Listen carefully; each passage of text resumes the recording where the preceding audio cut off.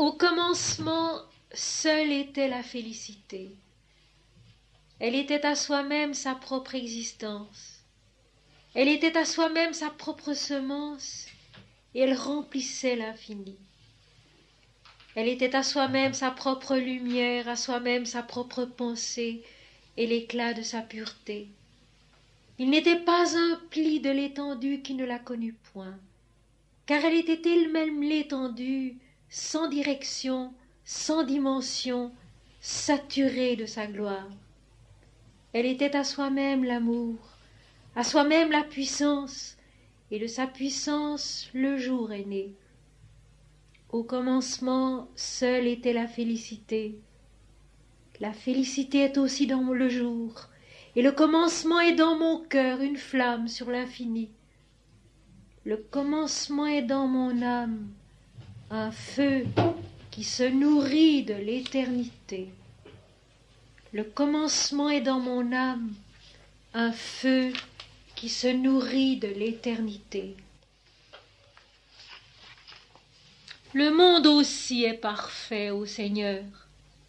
Il est ton œuvre, et il croit dans sa perfection. Tu l'as façonné de toi-même, telle une offrande à ton amour, un diamant de ta puissance. Il ne devient pas, mais il est chaque jour ta béatitude qui grandit dans son infinie beauté. Ô, sois la vérité de ce corps, ô, sois la vérité de ce cœur, toi qui es l'âme, toi qui es l'absolu et l'univers étendu de sa plénitude. Sois la paix de cette pensée, de ce travail qui monte à toi. Dans la pulpe de sa lumière, sois la vie qui, née de toi, se donne à toi. Ô, sois la vérité de ce corps, ô, sois la vérité de ce cœur, toi qui es l'âme, toi qui es l'absolu et l'univers étendu de sa plénitude. Sois la paix de cette pensée, de ce travail qui monte à toi. Dans la pulpe de sa lumière, sois la vie qui, née de toi, se donne à toi. Mes amis, hier soir, dans la salle fort sympathique de Horus, nous avons évoqué l'enseignement d'un très grand esprit de notre temps, Sri Aurobindo.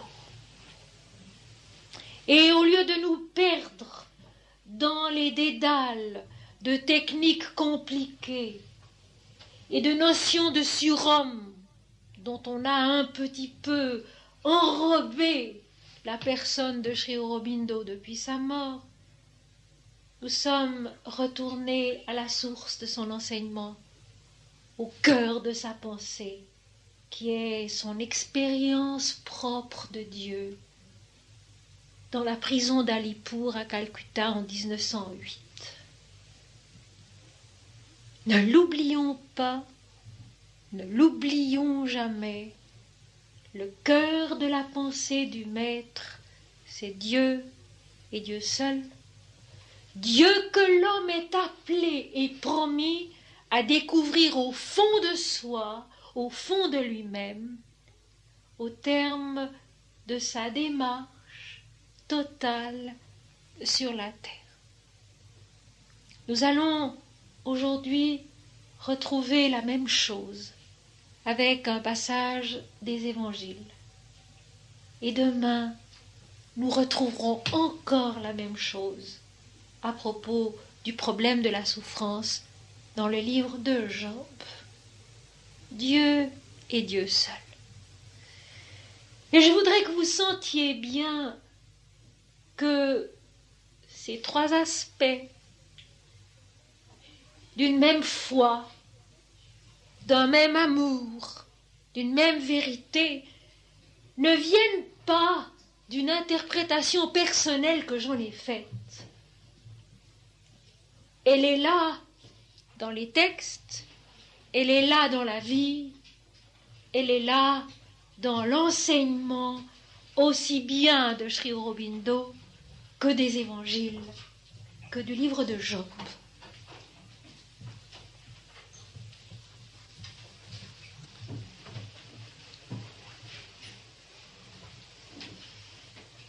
au commencement même de son travail, Sri Aurobindo l'a noté, la foi fondamentale du yoga est celle-ci: Dieu est là. Et Dieu est le seul qu'il vaille la peine de suivre.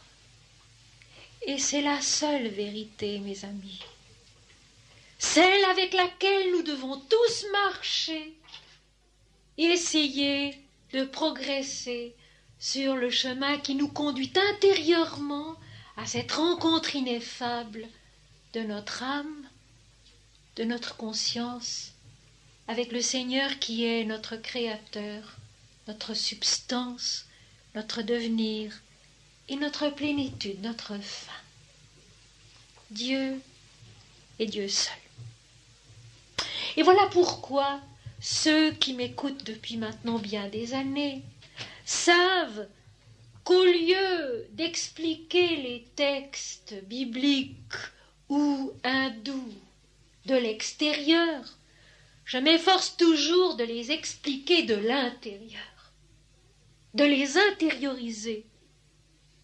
D'ailleurs, ce que nous devrions faire avec tous les événements de la vie, au lieu de les considérer comme quelque chose qui est hors de nous, agréable ou désagréable, propice ou fatal, les considérer comme un élément de notre croissance intérieure, une occasion pour notre âme de grandir en Dieu. Dieu aussi, mes amis, nous l'avons placé dehors. Nous l'avons placé hors de nous. Le Christ aussi, nous l'avons placé hors de nous. Dans un paradis, dans une résidence remarquable, parfaite, lumineuse, mais inaccessible. Or, ne l'oublions pas, Dieu est en nous, et ceci, si l'Inde le dit, le Christ le dit aussi. Luc chapitre 17, verset 21, « Le royaume de Dieu ne viendra pas de manière à frapper les regards. On ne dira pas il est ici ou il est là, car voici, le royaume de Dieu est au-dedans de vous. » Et Jésus dit aussi, « Moi et le Père, nous sommes un. » Et dans sa grande prière sacerdotale du chapitre 17 de l'évangile de Jean, il dit bien, « Père, que tous soient un, comme toi et moi nous sommes un, comme je suis en toi et comme eux sont en moi. » Nous sommes dans la vie divine, dans la substance et l'existence de Dieu, et nous ne pouvons pas en sortir. Seulement, souvent, nous en avons perdu le chemin. Alors, au lieu de toujours expliquer les textes de l'extérieur avec des personnages qui ont telle caractéristique ou telle autre, souvent je vous ai dit, tous les personnages de la Bible sont en nous. Comme Christ est en nous, comme Dieu est en nous. Tous les personnages de la Bible sont des éléments de notre nature, des moments de notre croissance intérieure, de cette élévation qui doit peu à peu, en nous allégeant de notre moi individuel, nous permettre de nous élever, de nous offrir et de nous accomplir en Dieu. Et aujourd'hui, je vous ai apporté un texte que tout le monde connaît. C'est la parabole du bon samaritain. Et nous allons voir comment cette parabole du bon samaritain peut devenir un cheminement en nous-mêmes. Nous avons vu hier que la marche joue un rôle tellement important dans les textes sacrés, qu'ils soient bibliques, qu'ils soient védiques, qu'ils soient hindous, la marche. Certes, la marche du Christ au travers de la Judée avec ses disciples, marche faite de prières et d'enseignements. Certes, la marche des yogis au travers de l'Inde encore de nos jours, marche pieuse faite de prières répétées, la marche du peuple d'Israël pendant 40 années au travers du désert, pour parvenir à la montagne de Dieu, à la montagne de la révélation de Dieu et à la rencontre du pays de Canaan, qui est le pays de la révélation, de la fécondité spirituelle. Et quelqu'un, gentiment et d'une jolie façon, a évoqué le rôle concret de la marche dans la piété, le fait d'aller dans la nature et tout en marchant, de chanter Dieu, de répéter Dieu, certes. Mais comme toujours, je parle d'une autre marche, de la marche intérieure, de la démarche intérieure de notre pensée, de notre conscience, qui s'efforce de voir les choses du dedans et non pas du dehors, c'est-à-dire d'apprendre à regarder comme Dieu regarde, car il nous est bien dit, dans l'Apocalypse et dans d'autres textes, que l'homme regarde à l'apparence, mais que l'Éternel regarde au cœur. Alors nous aussi, nous avons à apprendre à regarder à l'intérieur, à regarder au cœur. Et voyons comment cette parabole du bon samaritain peut devenir notre démarche, notre découverte intérieure. Un docteur de la loi se leva et dit à Jésus pour l'éprouver, « Maître, que dois-je faire pour hériter la vie éternelle ?»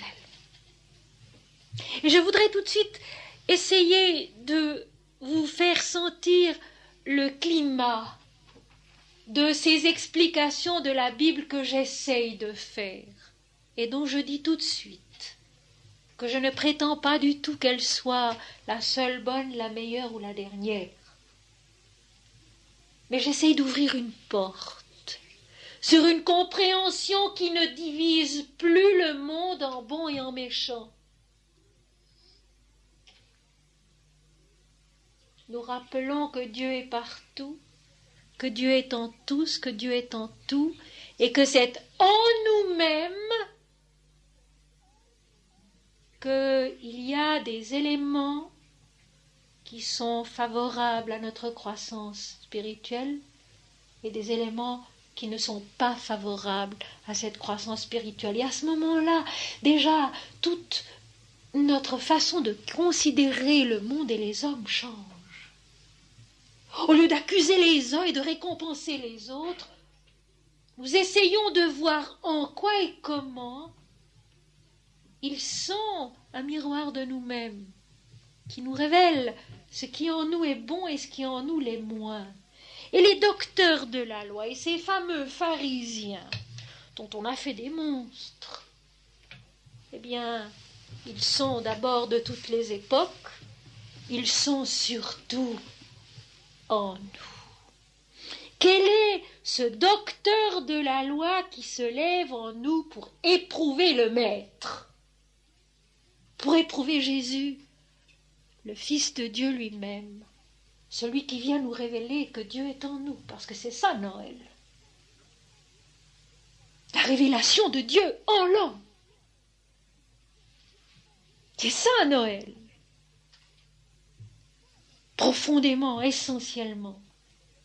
Bien, ce docteur de la loi, c'est notre intelligence mentale, intellectuelle, qui connaît beaucoup de choses, qui a appris la loi, qui a appris les Écritures, qui sait un certain nombre de données sur l'enseignement religieux de notre religion et des autres religions, mais qui les juge de l'extérieur, qui les analyse et les étiquette et les classe selon les critères du mental dualiste, qui n'en a pas la vision et l'expérience intérieure qu'en a le Christ. Jésus, lui, connaît la loi du dedans.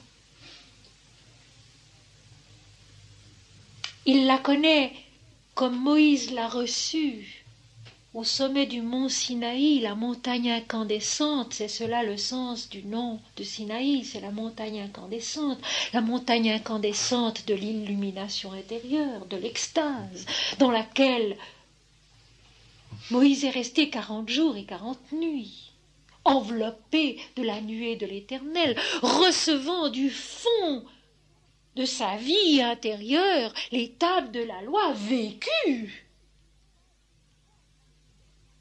Et qui, vous le savez, il n'a pas pu transmettre à son peuple qui, entre-temps, impatient, avait construit un veau d'or pour avoir un Dieu visible extérieur à adorer. C'est toujours le même problème. Alors, le docteur de la loi, c'est notre intelligence, qui n'a pas vécu la loi, qui ne la connaît pas du dedans, et qui se sent mal à l'aise face à celui qui la connaît du dedans, Jésus, le Maître, et qui alors, pour l'éprouver, lui pose des questions pour voir s'il saura répondre et s'il est conforme à l'idée que nous nous faisons de la loi. Et ça, nous le sommes tous, le pharisien est en nous, comme Jésus est en nous. Et le dialogue est intérieur. Que dois-je faire pour hériter la vie éternelle? Or, dans sa prière sacerdotale, au chapitre 17 de l'évangile de Jean, Jésus dira « La vie éternelle, c'est qu'ils te connaissent, toi, Père. » Voilà la vie éternelle.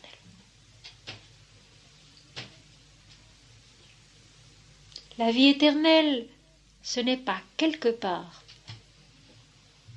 ce n'est pas une fois, plus tard, ailleurs. C'est ici, maintenant, en nous, la possibilité de connaître Dieu. Au fond, ce qui s'est passé en Sri Aurobindo dans sa prison d'Alipur à Calcutta, où il a vu Dieu en lui-même et partout, ou les barreaux de sa prison, ou sa cellule, ou son grabat, ou ses geôliers, ou ses accusateurs, ou ses juges. Tout était Dieu, tout était Krishna. La vie éternelle, c'est la connaissance de Dieu, ce n'est rien d'autre. Celui qui pénètre par la grâce du Seigneur dans la connaissance de Dieu, au-delà du jugement dernier, ce jugement dernier dont je vous ai expliqué hier que ce n'était pas non plus un fait historique qui aura lieu une fois dans le monde, condamnant les uns et récompensant les autres, c'est en nous-mêmes que Dieu, au sommet de notre démarche spirituelle, supprime en nous ce qui nous empêche de connaître Dieu dans sa vraie nature, qui est toute lumière, infinie, immortelle, parfaite et tout aimante. La vie éternelle, c'est la connaissance, et nous l'avons vu hier aussi, cette joie parfaite, cette joie qui est la meilleure, qui vient de Dieu, qui est la connaissance. La vie éternelle, c'est qu'ils te connaissent, toi, Dieu. C'est que l'homme, connaissant Dieu, se connaisse lui-même, se découvre lui-même, étant la créature du Seigneur, née du Seigneur, substance du Seigneur, lumière comme lui, car nous sommes la lumière, notre âme, notre conscience, c'est la lumière comme Dieu. Jésus répond sur le plan mental où lui est posée la question. Il dit au docteur de la loi, qu'est-il écrit dans la loi? Qui lis-tu? Le docteur de la loi répondit, tu aimeras le Seigneur ton Dieu de tout ton cœur, de toute ton âme, de toute ta force et de toute ta pensée, et tu aimeras ton prochain comme toi-même. Ce sont les deux premiers commandements, ces deux premiers commandements dont Jésus lui-même dit qu'ils sont les premiers et les plus grands commandements. Tu aimeras le Seigneur ton Dieu de tout ton cœur, de toute ton âme et de toute ta pensée, et tu le serviras lui seul. Et nous retrouvons ce que nous avons eu hier, la concentration sur Dieu et Dieu seul, d'où découle la joie de la connaissance, la joie de l'amour, la joie de l'amour de Dieu, la joie de l'amour de la vie et par conséquent la joie de l'amour du prochain, de ce prochain qui en fait est nous-mêmes. Parce que tout est un, la vie est une, l'esprit est un, la lumière est une, l'humanité est une au travers de tous les temps et dans tous les univers. Tu aimeras le Seigneur ton Dieu de tout ton cœur, de toute ton âme, de toute ta force, de toute ta pensée, et ton prochain comme toi-même.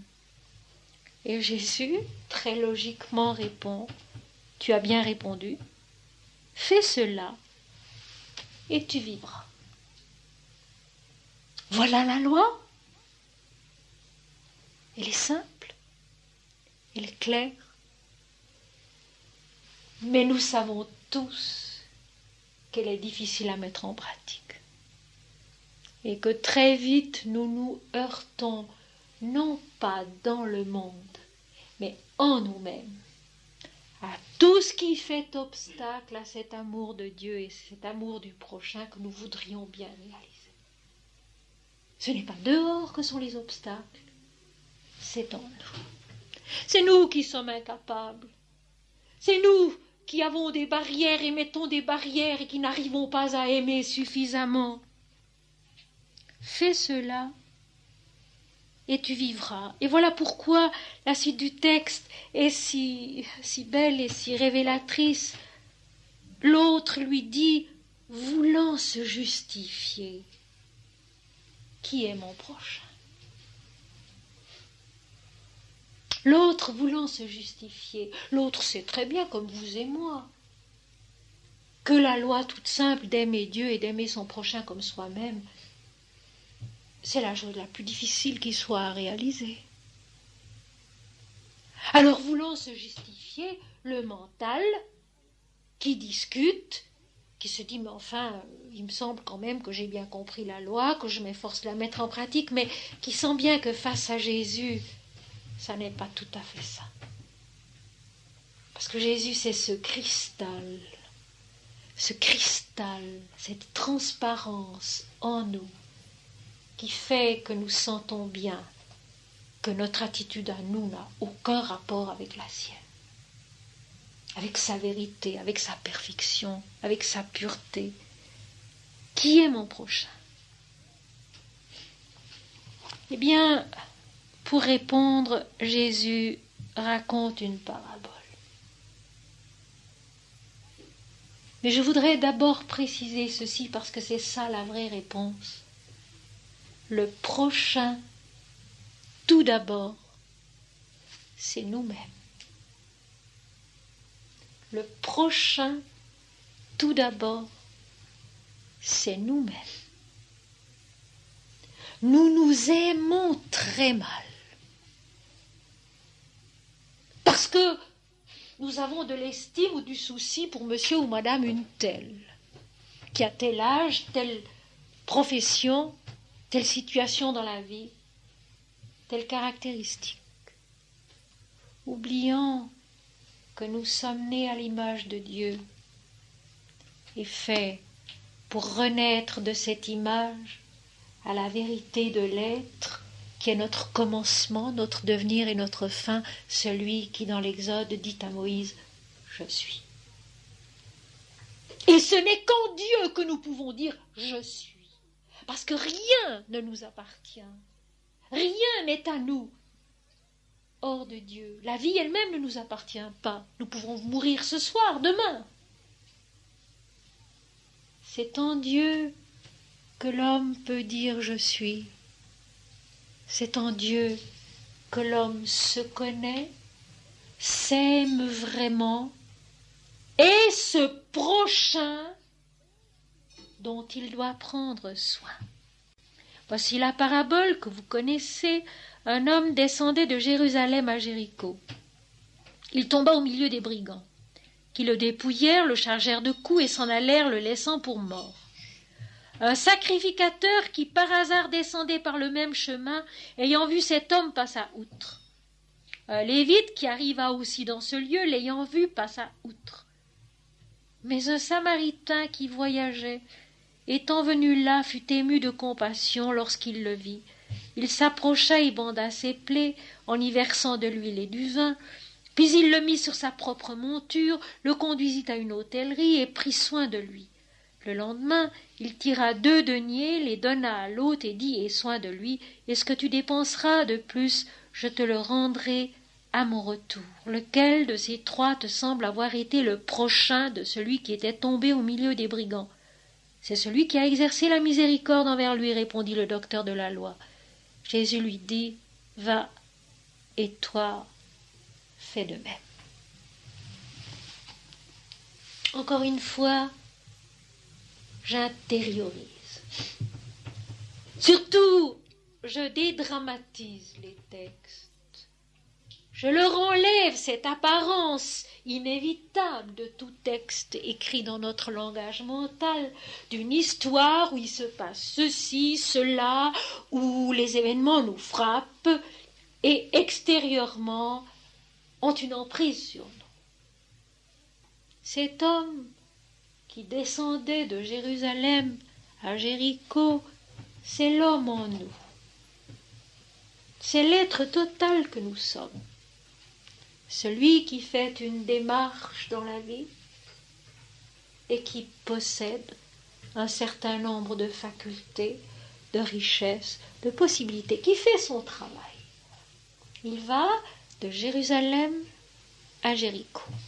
Et bien souvent, ceci, ça n'est pas de moi, c'est de l'apôtre Paul. Jérusalem est effectivement assimilé à l'homme. L'homme ancien, qui est l'ancienne Jérusalem, celle qui devra être détruite.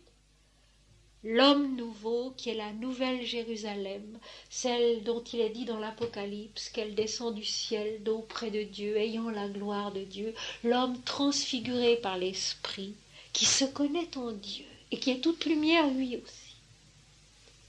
Cet homme qui va de Jérusalem à Jéricho, c'est nous-mêmes, c'est l'homme total que nous sommes. Avec nos forces, nos faiblesses, nos facultés, nos richesses, et puis notre travail à faire. Encore une fois, une démarche. Et sur le chemin de cette démarche, il rencontre des brigands. Ben, mes amis, ça n'est pas très difficile de se dire que ces brigands, nous les rencontrons au fond de nous. Quand nous nous efforçons de faire précisément une démarche, d'aller intérieurement d'un point à un autre, nous rencontrons les brigands de notre ignorance, de notre égoïsme, de notre orgueil, de notre esprit de rapacité qui voudrait tellement que même la démarche spirituelle nous soit profitable sur le plan individuel humain. Alors que, mes amis, la vie spirituelle concerne Dieu en nous et non pas l'homme. Et ça, nous l'oublions toujours. La piété, l'adoration, la méditation a pour but Dieu en nous et non pas l'homme. Et voilà pourquoi, quand on vient vous raconter des visions, des révélations dans lesquelles il est raconté que l'homme ceci, l'homme cela, devra faire ceci, devra faire cela, c'est faux. C'est une illusion du mental. Quand c'est Dieu qui parle en nous, l'homme se tait et ne peut plus que chanter Dieu, que voir Dieu partout. Et ceci, Saint Jean de la Croix l'a dit, parmi tant d'autres. Celui qui revient de l'union avec son Seigneur trouve la terre transfigurée. Il n'y voit plus que Dieu. C'est cela le vrai travail spirituel, le vrai travail mystique. Et dans ce travail, c'est un fait qu'intérieurement, nous rencontrons des brigands. Nous rencontrons toutes ces énergies en nous que Sri Aurobindo a si bien analysées, énergie physique, énergie vitale, énergie mentale inférieure, mentale supérieure, qui veulent s'approprier le fruit du travail spirituel et en faire profiter le moi individuel, au lieu que précisément ce moi individuel merveilleusement meure à soi pour que Dieu soit à sa place. Et là, c'est Sainte Thérèse d'Avila, dans les châteaux de l'âme, les demeures du château de l'âme, qui dit cela merveilleusement.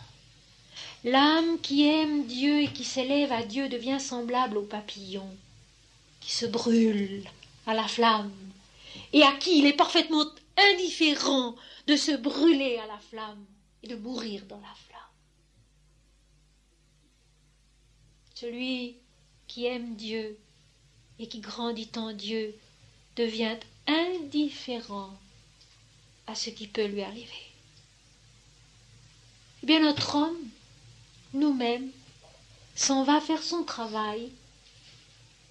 Il marche un bout de chemin avec ce qu'il est, avec ce qu'il a, avec sa bonne volonté, avec le travail qu'il doit faire. Et il est attaqué par des brigands qui le dépouillent, qui le battent et qui le laissent au bord de la route, comme s'il était mort. Est-ce que nous ne sommes pas très souvent semblables à cet homme laissé pour mort au bord de la route, battu par notre propre impuissance, par notre propre égoïsme, par notre propre orgueil, par notre propre ignorance, qui nous ont effectivement dépouillés de tout ce que nous avions de précieux. Et je pense à la parole de l'hymne védique de hier, cette joie qui est la meilleure, qui vient de Dieu et que nous retenons par la pensée. Eh bien, quand nous sommes assaillis intérieurement par les brigands qui sont nous-mêmes, nous n'arrivons plus à retenir par notre pensée les richesses vraies, valables, que nous possédons, que nous avons reçues avec la vie, que nous recevons avec la vie, au cours de la vie. Et maintenant, je souligne le fait parce que justement cette façon de comprendre le texte élimine tout drame, élimine aussi tout jugement, toute condamnation. Le sacrificateur qui passe, qui voit l'homme, descendant par hasard par le même chemin, ayant vu cet homme passer outre,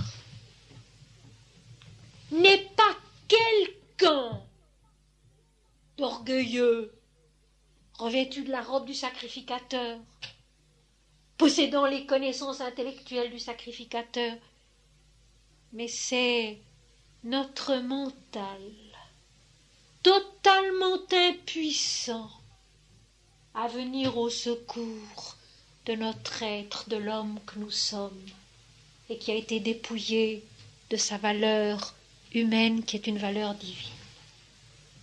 Le sacrificateur, avec tout son savoir intellectuel, ne peut rien. Et nous le savons bien. Réfléchissons. Quand nous sommes bien malheureux, quand nous avons précisément été dépouillés intérieurement par les brigands qui sont en nous, l'orgueil, l'égoïsme, la peur, l'estime excessive de soi, l'esprit de rapacité, le désir. Est-ce que nos raisonnements mentaux nous aident beaucoup? Nous savons bien que non. Nous savons bien que le raisonnement mental ne peut pas nous aider. Et ne nous aide pas.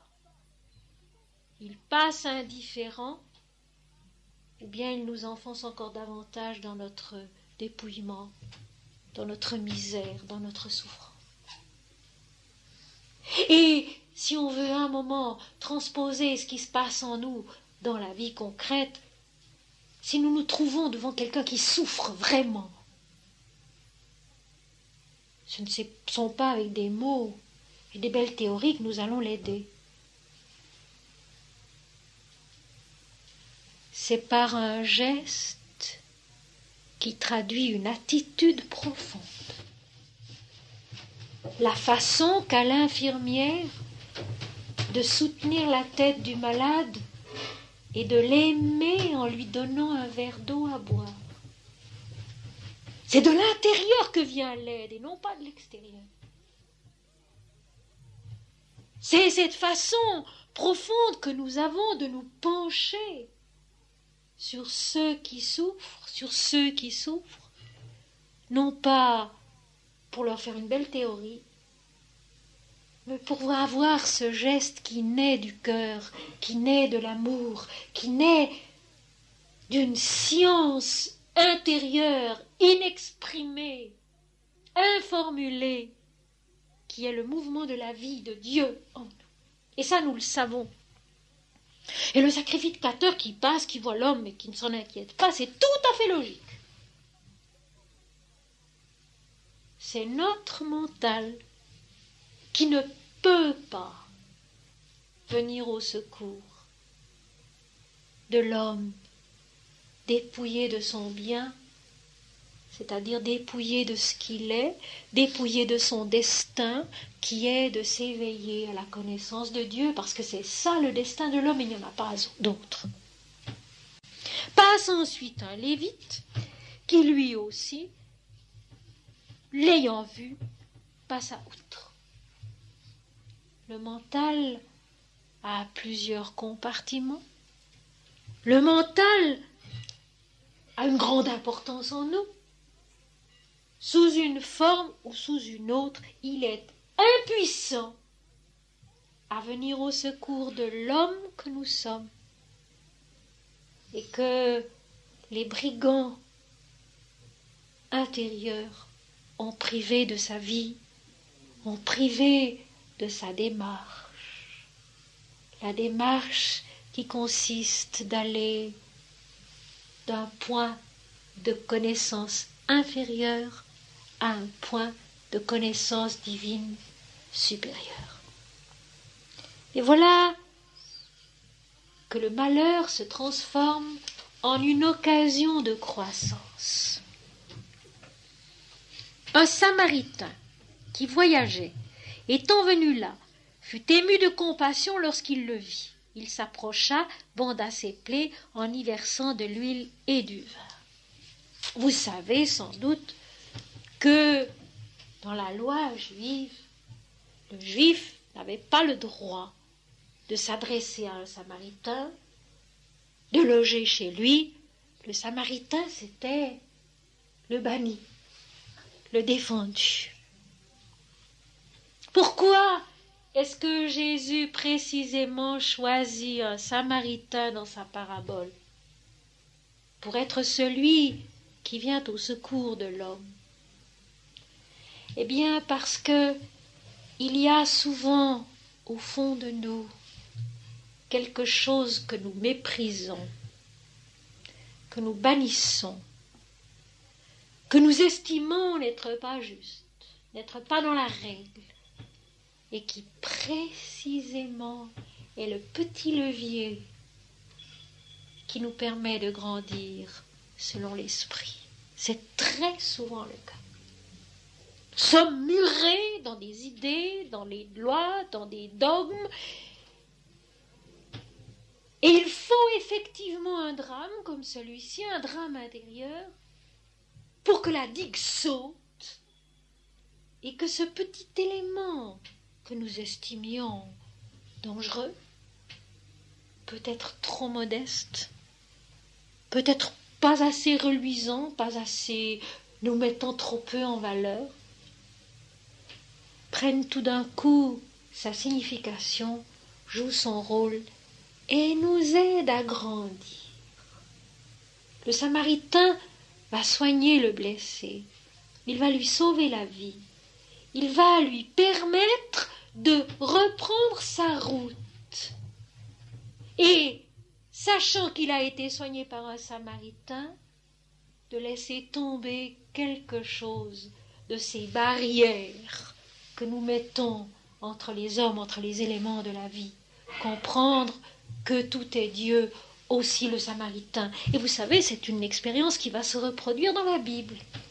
Après la mort du Christ, au chapitre 10 des Actes des Apôtres, c'est à propos d'un Romain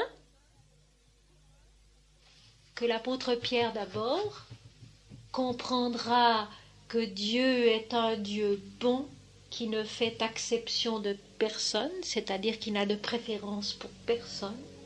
Il faudra qu'il passe par la vision de la nappe qui descend du ciel, etc.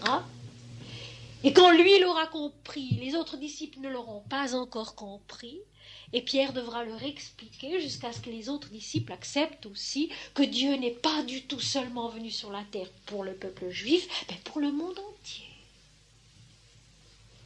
Par-delà l'espace et le temps.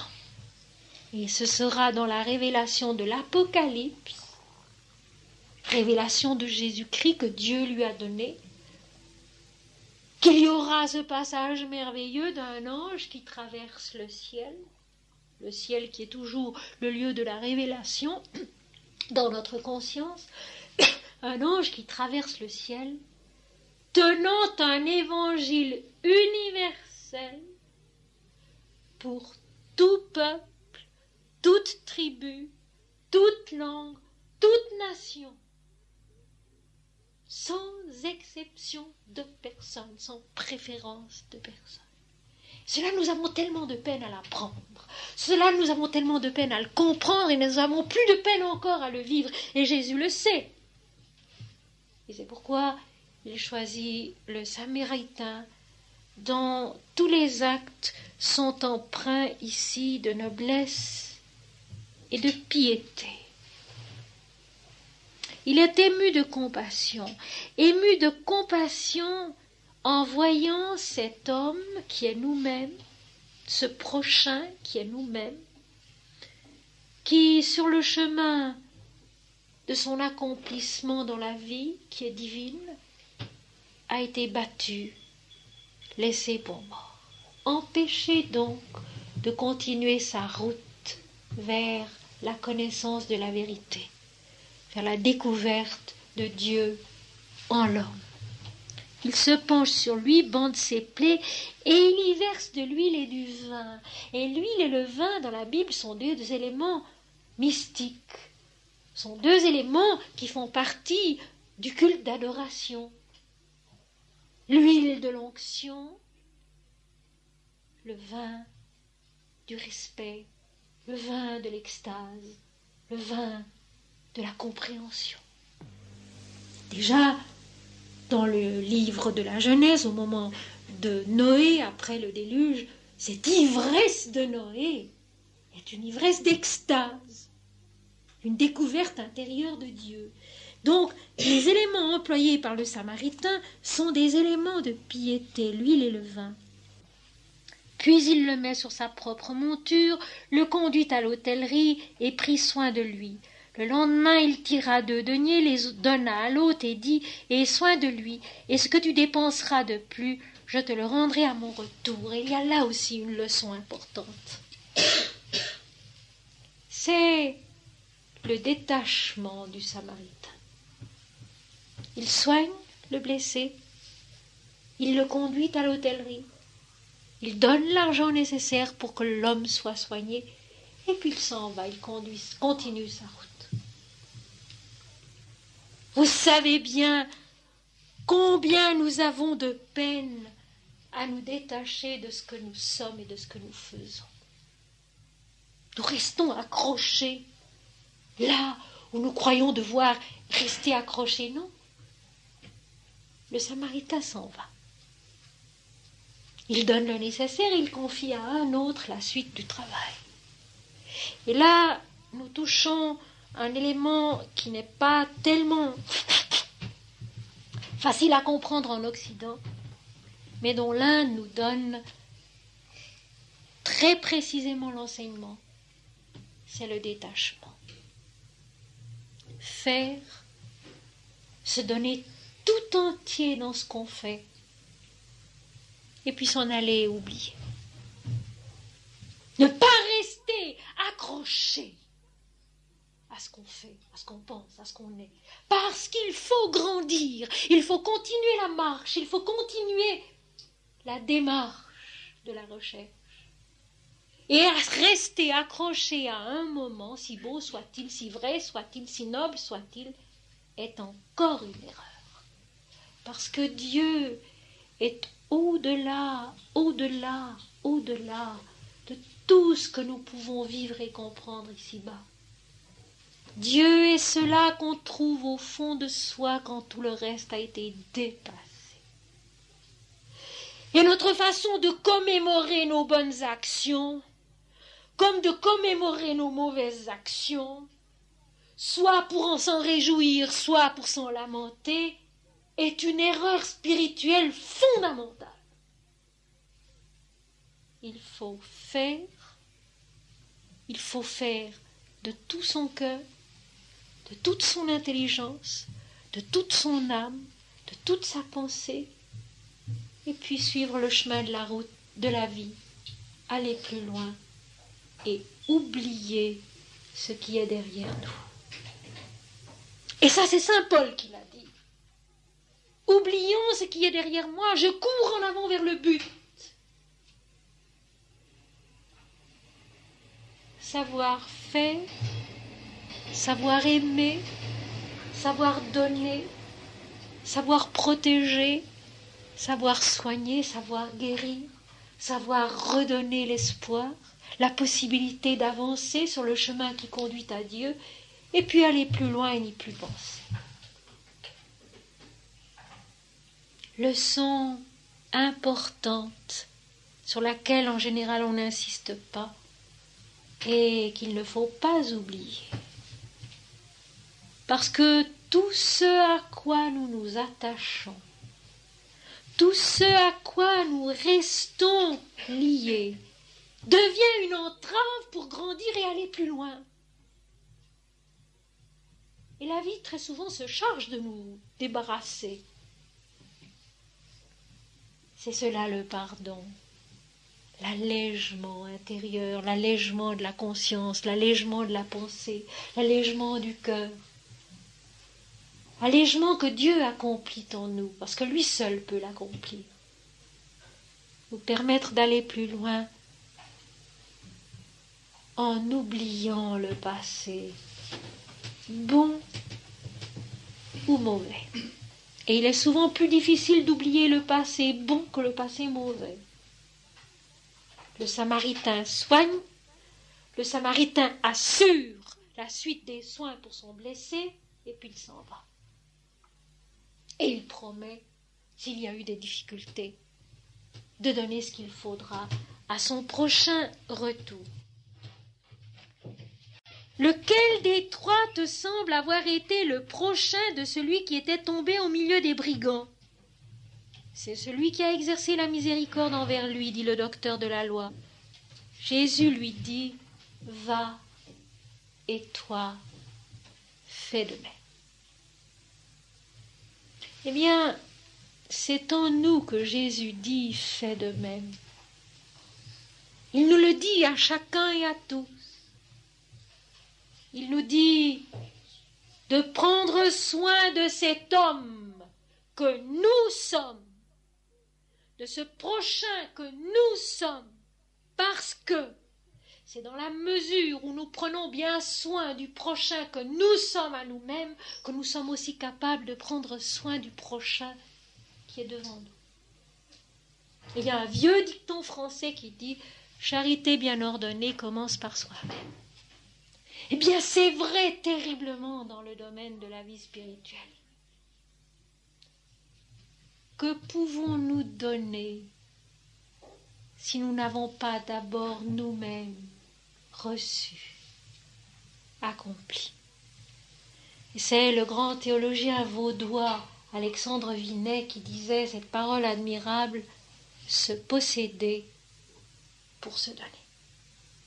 Se posséder pour se donner. Le Samaritain se possède. Il est maître de lui-même et de la situation. Calmement, avec les facultés qui sont les siennes, il apporte le secours nécessaire à l'homme blessé, qui n'est plus en état de poursuivre sa route et de chercher Dieu au-dedans de lui-même à travers toute la vie. Il est également détaché. Il est aussi parfaitement humble. Il est le Samaritain il n'est personne. Parce que le Samaritain, pour le peuple juif, ça n'était personne. C'est dans la mesure où ce n'est pas nous qui faisons, où nous laissons Dieu faire en nous, que nous aimons vraiment, que nous aidons vraiment, que nous possédons vraiment la joie, que nous possédons vraiment la sagesse d'agir exactement. Tant qu'il y a en nous un moi-je trop important, soyons tranquilles. L'œuvre n'est pas encore vraiment bonne. Il faut d'abord apprendre à devenir ce Samaritain qui humblement n'est personne. Va, et toi fais de même. Et j'insiste sur le fait que le prochain, c'est nous-mêmes, et que nous avons d'abord à maîtriser en nous-mêmes les méfaits des brigands, de notre orgueil, de notre égoïsme, même s'ils ne sont pas très grands, ils sont là quand même. À apprendre à avoir des réactions qui soient réellement dépouillées de nous-mêmes, faites de l'amour impersonnel du divin pour toute sa création, sans préférence d'aucune sorte. Pour y arriver, mes amis, que faut-il faire? C'est toujours ça la grande question. Comment y arriver? On est bien d'accord, on a bien compris, mais comment y arriver? Eh bien, il y a un moyen très simple, c'est de prendre l'habitude de chanter le nom de Dieu et de répéter le nom de Dieu aussi souvent qu'il nous est possible de le faire. Je voudrais terminer par cette petite histoire que vous connaissez sans doute déjà la plupart d'entre vous, parce que je l'ai souvent racontée. C'est ce petit moine russe qui a fait le tour de toutes les Russies en chantant le nom de Jésus-Christ. Et qui, ayant fait le tour de toutes les Russies à pied, c'est une marche aussi, en répétant le nom de Jésus-Christ, ne savait plus qui il était, ne savait plus son nom, mais savait seulement Jésus-Christ. Et c'est lui qui a cette parole si vraie. Il vaut mieux répéter le nom de Dieu que d'avoir de belles pensées. Et il existe dans l'Inde un petit ashram, c'est-à-dire un petit ermitage, celui de Swami Ramdas, qui est encore dirigé par Krishnabai, une sainte femme, où on ne fait rien d'autre jour et nuit que de chanter le nom de Ram, qui est le nom de Dieu, de l'écrire, de le répéter, de le psalmodier sous toutes les formes. Et quand on vit là-bas, on y respire un amour infini, apaisant, une joie qui est la meilleure. Je crois que la seule maison religieuse valable est celle qui est faite sur ce modèle-là, où on chante Dieu jour et nuit. Eh bien, nous pouvons faire cela en nous-mêmes. Nous pouvons nous efforcer toutes les fois que nous en avons la possibilité, avant de nous endormir, en nous réveillant le matin, en préparant notre repas, en faisant nos courses, en attendant le bus, toutes les fois que nous en avons la possibilité, et surtout quand nous sommes devant des difficultés que nous n'arrivons pas à surmonter. Mon Seigneur et mon Dieu, mon Seigneur et mon Dieu, notre Père qui es aux cieux, que ton nom soit sanctifié, que ton règne vienne, que ta volonté soit faite sur la terre comme au ciel. Notre Père qui es aux cieux, ça suffit. J'ai vu des vies changer avec ces seuls mots, notre Père qui es aux cieux. Répétez le plus souvent possible. Pourquoi ? Parce qu'au lieu d'être alimentés par nos propres pensées, par ces brigands en nous, qui nous attaquent, nous nous nourrissons de la manne de l'esprit. Dieu et son nom, c'est la même chose. Répéter le nom de Dieu, sous une forme ou sous une autre, nous fortifie, nous soulage, nous libère, nous guérit et surtout diminue infiniment nos problèmes et nos soucis. Jésus d'ailleurs l'a dit. Venez à moi, vous tous qui êtes fatigués et chargés, et je vous soulagerai. Bien, ce soulagement, il vient précisément quand on répète son nom. Quand on le répète tranquillement, joyeusement, comme un beau chant, le chant de la vie, qui est en même temps le chant de la vérité. Le chant de la vie, qui est en même temps le chant de la vérité, car Jésus criait toute la vie. Et chanter son nom, c'est découvrir peu à peu toute la vie divinement, toute la vie dans sa lumière, toute la vie dans son amour, toute la vie dans sa sainteté, dans sa beauté. Mon Seigneur est mon Dieu. Mon Seigneur est mon Dieu, ou alors, comme le chantent les hindous, Om Shri Ram, Jai Ram, Jai Jai Ram, qui est un autre nom du Seigneur. Et maintenant, mes amis, pour terminer comme nous le faisons toujours, nous allons nous recueillir un moment en silence.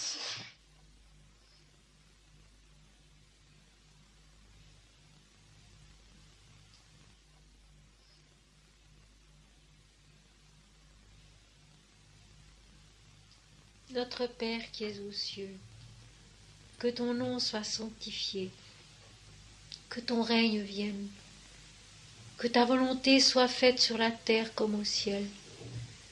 Donne-nous aujourd'hui notre pain quotidien. Pardonne-nous nos fautes comme nous les pardonnons à ceux qui nous ont offensés. Ne nous laisse pas tomber dans la tentation, mais délivre-nous du mal, car c'est à toi qu'appartiennent le règne, la puissance et la gloire au siècle des siècles.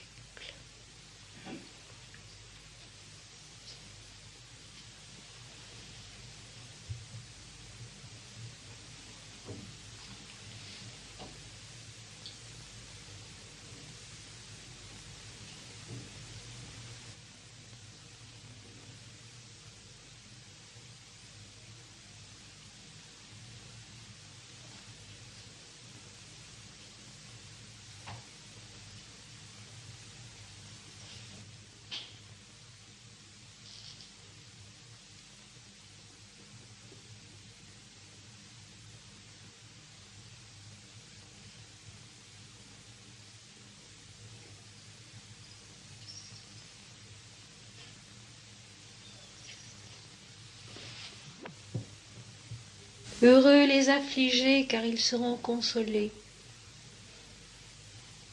Heureux les miséricordieux, car ils obtiendront miséricorde. Heureux les bons, car ils hériteront la terre. Heureux ceux qui ont faim et soif de la justice, car ils seront rassasiés. Heureux ceux qui procurent la paix, car ils seront appelés fils de Dieu. Heureux ceux qui ont le cœur pur, car ils verront Dieu. Heureux ceux qui ont le cœur pur, car ils verront Dieu.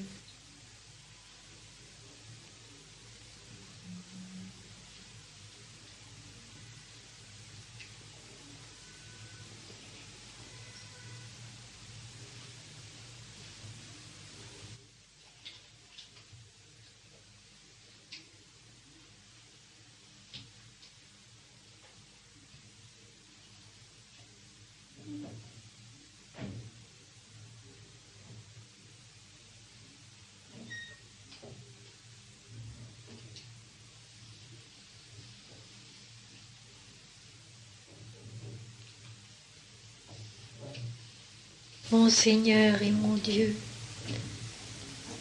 mon Seigneur est mon Dieu, mon Seigneur est mon Dieu.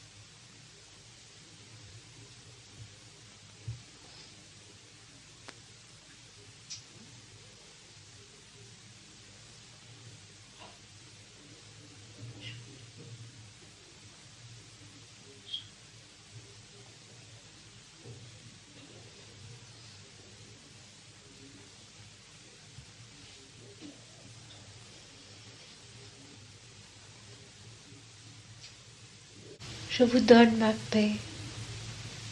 Je vous laisse ma paix. Je ne la donne pas comme les hommes la donnent. Demeurez dans mon amour. C'est à ceci que tous connaîtront que vous êtes mes disciples, parce que vous vous aimerez les uns les autres comme je vous ai aimé.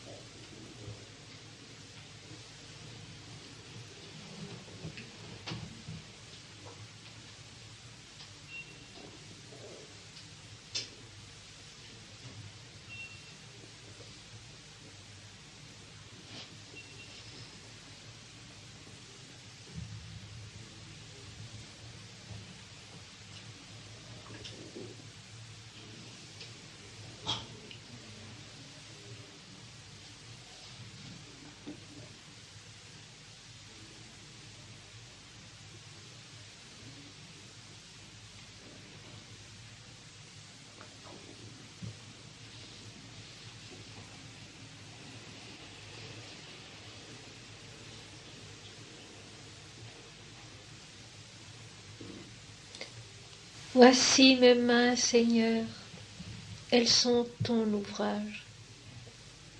Voici mes pas, Seigneur, ils sont ton chemin. Voici mes pensées, Seigneur, elles sont ton intelligence. Voici mon cœur, Seigneur, il est ton amour. Voici mon âme, Seigneur, elle est ta joie. Tout est intérieur, le monde est ta démarche dans l'éternité.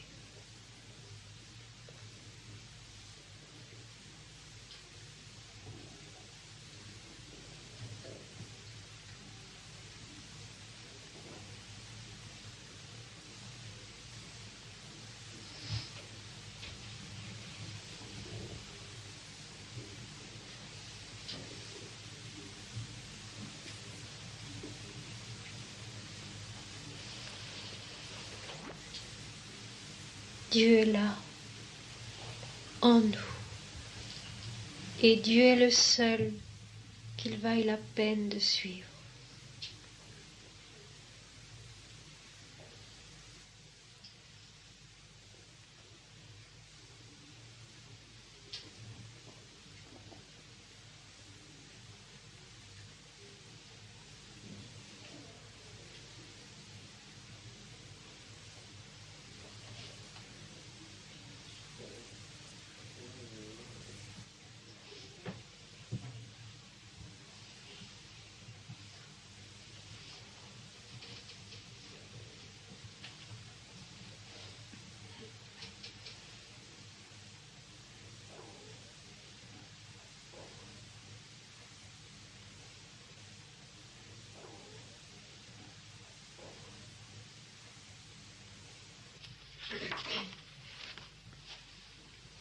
Je ne porte aucun nom, je n'ai aucune forme, je suis.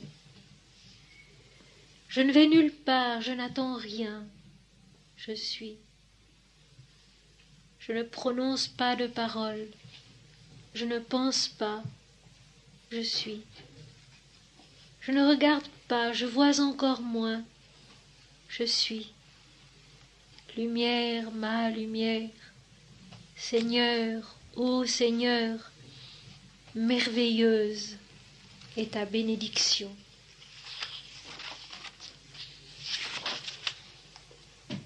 Il n'y a plus de jour, il n'y a plus de nuit, il n'y a plus que ta beauté, ô Seigneur.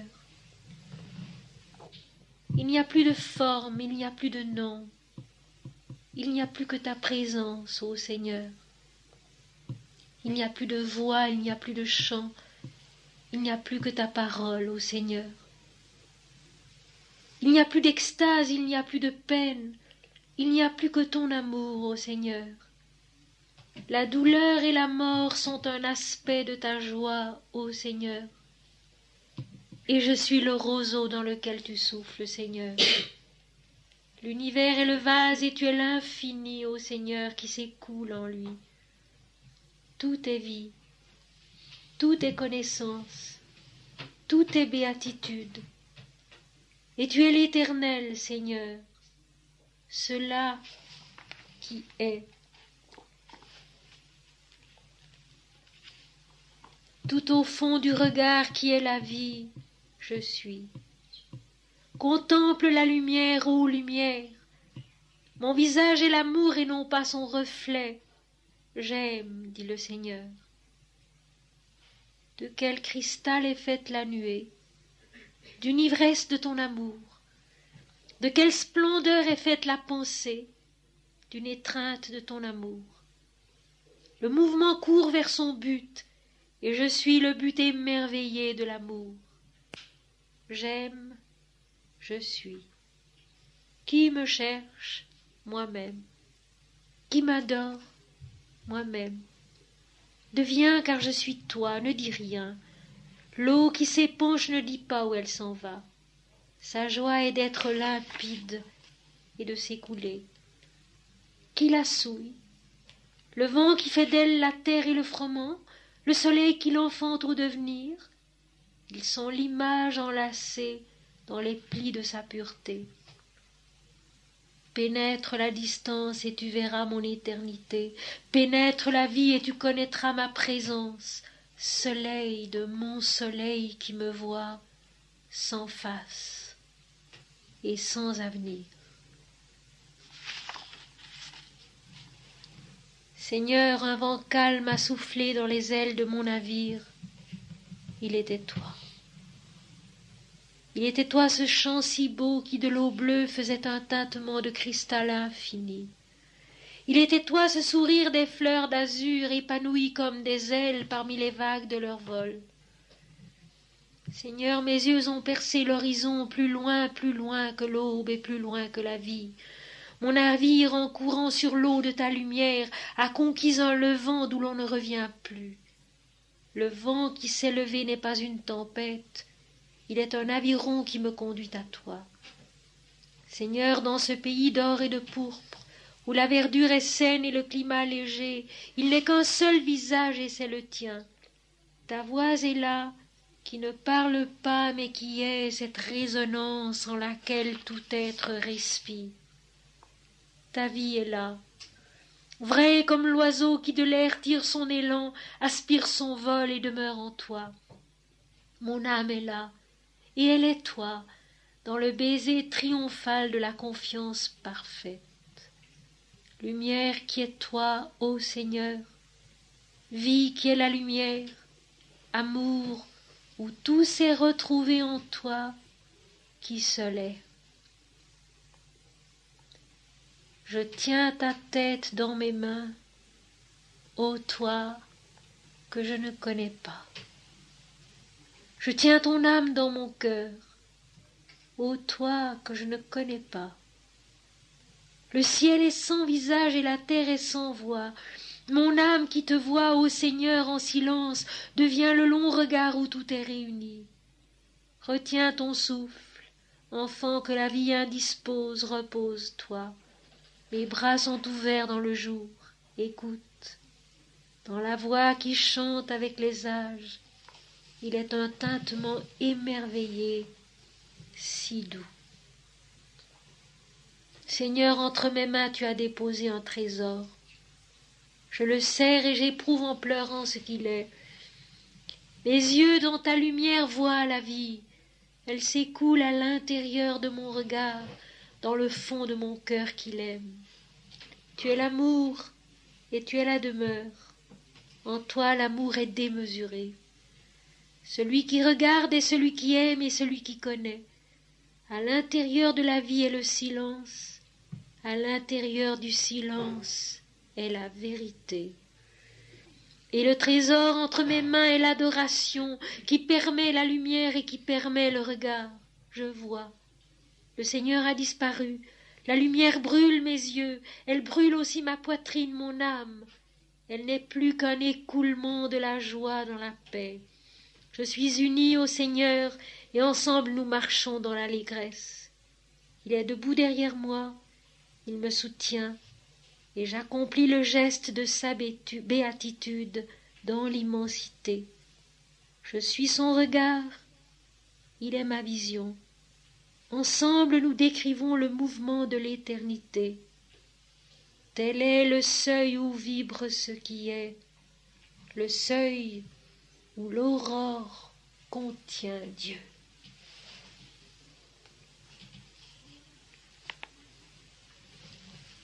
Mes amis, je vous remercie d'être venus.